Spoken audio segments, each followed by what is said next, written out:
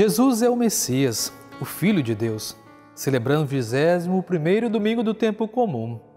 Essa liturgia nos propõe dois temas à volta dos quais se constrói e se estrutura toda a existência cristã: Cristo e a Igreja. O Evangelho convida os discípulos a aderirem a Jesus, a acolher-no como o Messias, Filho de Deus. Dessa adesão nasce a Igreja, a comunidade dos discípulos de Jesus, convocada e organizada à volta de Pedro. A missão da Igreja dá testemunho da proposta de salvação que Jesus veio trazer. Na primeira leitura, ele assim é nomeado administrador da casa real de Jerusalém e, portanto, servo da casa de Davi. Comportar-se-á como um verdadeiro pai para com o seu povo. A atribuição do cargo é expressa através da entrega simbólica da chave do palácio real. Desse modo, ele assim torna-se figura de todos que recebem de Deus uma autoridade sobre os irmãos e para nós cristãos. O primeiro deles é certamente Pedro. A Igreja e a Pedro é confiado o poder das chaves, isto é, de interpretar as palavras de Jesus, de adaptar o ensinamento de Jesus aos desafios do mundo e de acolher na comunidade todos aqueles que aderem à proposta de salvação que Jesus oferece. A segunda leitura é um convite a contemplar a riqueza, a sabedoria e a ciência de Deus, que de forma misteriosa e às vezes desconcertante realiza os seus projetos de salvação do homem. Ao homem resta entregar-se confiadamente nas mãos de Deus, reconhecê-lo e render adoração, glórias e louvor ao Deus Salvador e Libertador. O profeta Isaías, na primeira leitura, nos ensina que o poder é um serviço à comunidade. Quem exerce o poder deverá fazê-lo com a solicitude, cuidado, bondade, compreensão, tolerância, misericórdia e também com firmeza, como um pai que conduz e orienta seus filhos. Nessa perspectiva, o serviço da autoridade não é uma questão de poder, mas é uma questão de amor, de serviço. Será impensável considerar que alguém pode desempenhar com êxito cargos de responsabilidade se não for guiado pelo amor. É nesta mesma lógica que os cristãos devem ordenar a sua vida, seja no exercício do poder civil, seja no exercício do poder no âmbito da comunidade cristã. Na segunda leitura, o apóstolo Paulo reconhece que os desígnios de Deus são misteriosos e ultrapassam infinitamente a capacidade de compreensão e de entendimento da pessoa. Deus é sempre mais do que aquilo que o homem possa imaginar, mais sábio, mais poderoso, mais misericordioso. Deus é.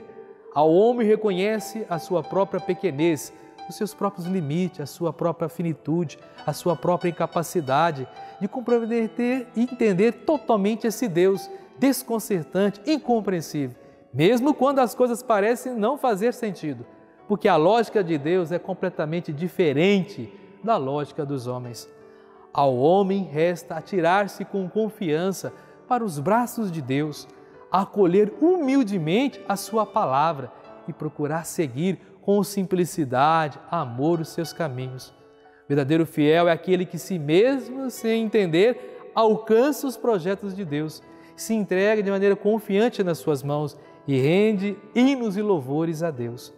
O Evangelho de hoje nos convida e convida os discípulos a aderir a Jesus, a acolher-o como Messias, Filho de Deus. Dessa adesão nasce a Igreja, a comunidade dos discípulos de Jesus, convocada e organizada em volta de Pedro, o apóstolo de Jesus Cristo. A missão da Igreja é dar testemunho da proposta de salvação que Jesus veio trazer para toda a humanidade. A narrativa do Evangelho de Mateus consta de duas partes. A resposta de Pedro acerca da messianidade de Jesus, Filho de Deus, e a promessa do primado que Jesus confere a Pedro. O povo reconhecia Jesus como profeta, mas os 12 têm uma opinião muito própria, que é expressa por Pedro. Jesus é o Messias, o Filho de Deus. Essa opinião, mais do que baseada na experiência que tinha de Jesus, era fruto da ação do Espírito neles. Não foi a carne nem o sangue que te revelou, mas o meu Pai que está no céu. Por causa dessa confissão, Pedro será a rocha sobre a qual Cristo edificará a sua igreja. A Pedro e a seus sucessores é confiada a missão de serem o fundamento visível da realidade invisível que é Cristo ressuscitado. O poder de ligar e desligar, expresso na metáfora das chaves, indica autoridade sobre a igreja. E a pergunta do Evangelho continua a ecoar: e vós, quem dizeis que eu sou? Uma pergunta que deve de forma constante ecoar nos nossos ouvidos e no nosso coração. Responder essa questão não significa dizer apenas lições de catequese ou tratados de teologia, mas sim interrogar o nosso coração e tentar perceber qual é o lugar que Cristo ocupa na nossa vida, na nossa existência. Responder essa questão obriga-nos a pensar no significado que Cristo tem na nossa vida, na atenção que damos às suas propostas, na importância que seus valores assumem nas nossas opções, no esforço que fazemos ou não fazemos para o seguir. Quem é Cristo para mim? Quem é Cristo para você? Pense um pouco, não dê uma resposta apressada.